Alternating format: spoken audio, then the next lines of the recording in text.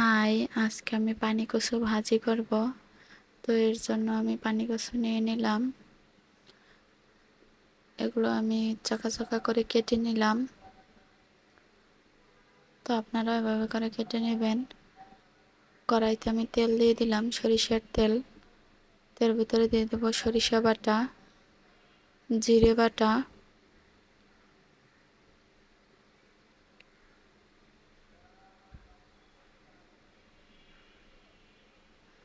দিয়ে দেব 2টা কাঁচা লঙ্কা,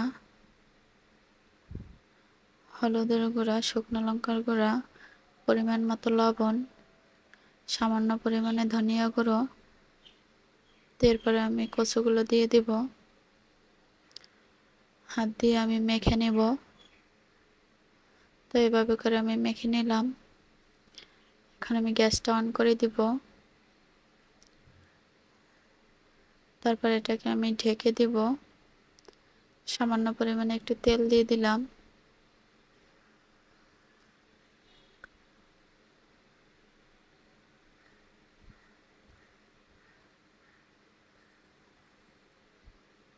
তো 5-7 মিনিট এভাবে আপনারাও ঢেকে রাখবেন। তো আমি নেড়ে ছেড়ে দিলাম। তো এখন আমি এর ভিতরে কিছুটা পরিমাণে রসুন বাটা দিয়ে দিব। তো এটাকে নেড়ে ছেড়ে কিছু সময় ভেজে নেব। তারপরে এটার সাথে মিশিয়ে দেব আমি।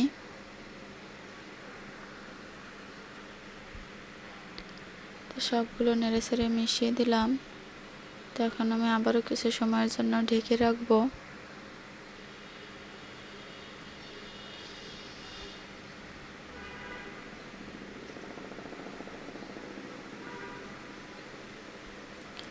তো আমি আবারও ঢাকনাটা সরিয়ে নিলাম।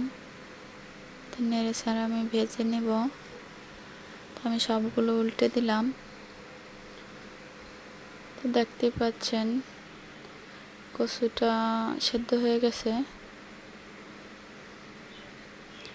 তো এখন আমি উল্টে পাল্টে কিছু সময় ভেজে নেব।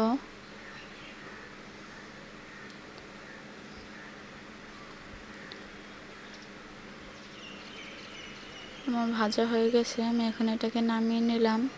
তো আপনারাও চাইলে এভাবে পানি কচু ভাজি করতে পারেন। তো বাই, ভালো থাকবেন। আর আমার ভিডিও বেশি বেশি করে দেখবেন, বেশি বেশি করে ফলো করে দিবেন।